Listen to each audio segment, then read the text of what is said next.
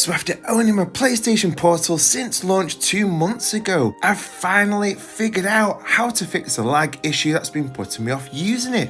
And I'm so glad I have, as I was extremely close to just giving up and returning it. We'll go through the 2 core issues that I believe were the reason for the lag and poor performance on my Portal, the key solution I found, and the steps I went through to fix those 2 core issues.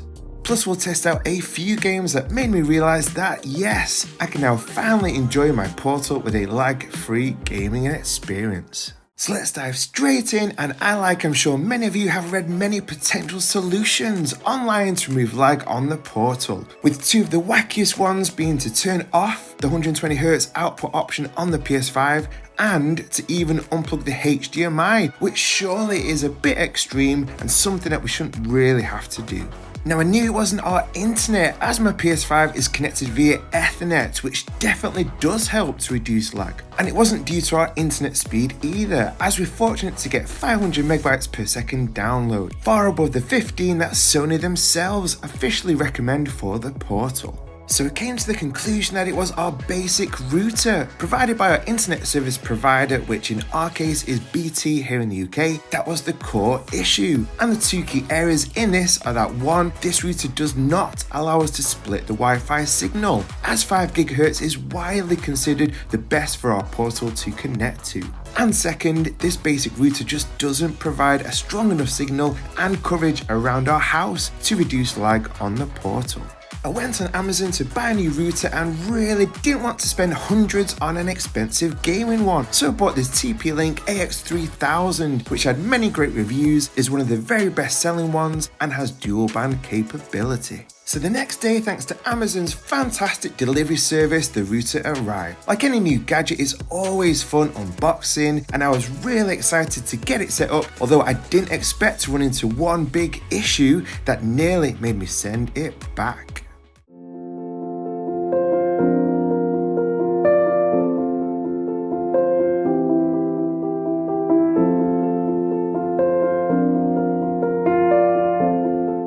To set up, and I unplugged the key cable from the WAN socket on our old BT router into the WAN socket on our brand new TP-Link router, with the other end of this cable going into our modem box.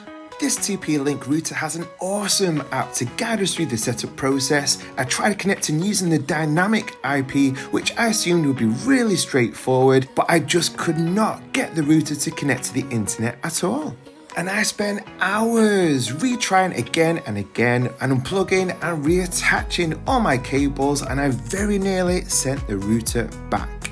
Just as I was about to give up, I stumbled across a help post that said to use a PPPoE connection, as BT modems don't support dynamic IP. To use this very specific and random username, password and VLAN ID, which I then entered into the app, and finished setup by creating that all-important 5G Wi-Fi signal for the Portal to connect to.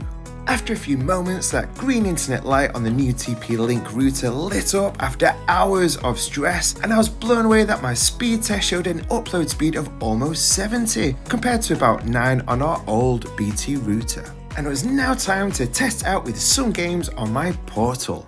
I connected my Portal to that crucial 5G signal of the brand new TP-Link router, and I knew that great things were going to happen from now on, as normally the connecting process on our old BT router would take about a minute or so to the router that's downstairs in the lounge, and many times would just time out, especially where I am right here in a bedroom on the other side of the house. But to my amazement, it only took about 20 seconds for connection, and I was in, ready to play some games. I started off with EA Sports FC 24, and obviously this requires fast reflexes and precision timing, and I was instantly impressed with how the passing between the players definitely felt snappier on this new router and using that 5 GHz signal. Next was the incredible RoboCop Rogue City, which, by the way, if you're a fan of the original 1989 movie, you absolutely have to play this. And there was absolutely zero lag or choppiness when moving around the various locations, such as the police station and also in outdoor locations too. Alan Wake 2 was next, and obviously this isn't a game that massively requires quick reflexes for the most part, but to see it look and feel so smooth really was so awesome to see, and even when running there was not even a hint of lag. WWE 2K23 was a big reason why I haven't played my Portal these past 2 months due to the lagginess of my old BT Smart Hub 2 router. And again, on this new TP-Link 5G signal, the action flowed incredibly well, and finally it was a joy to play again on the Portal. And finally, what regular viewers to the channel know as my favourite game of all time in The Last of Us Part 2. And a big reason I wanted to fix this lag issue was today's release of this, the PS5 remastered version that you can see here that I can now fully enjoy on the Portal. And for what I've played so far, it is silky smooth on this new router setup. I'd love to hear if you've had any lag issues with your Portal and how you've been able to fix yours. Let us know in the comments. Be sure to like if you found this helpful, subscribe if you're new to the channel, and as a thank you for watching right to the end of the video, here's an awesome quote. You'll be too much for some people, too loud, too soft, too this or too that, but you'll always be perfect for the people who need you. It's very easy to get self-conscious and feel like we need to fit in, but just be you and stay encouraged today, guys. And check this video out if you want to see if the Portal works away from home part 2. I appreciate every single one of you for watching, and I'll see you in the next one.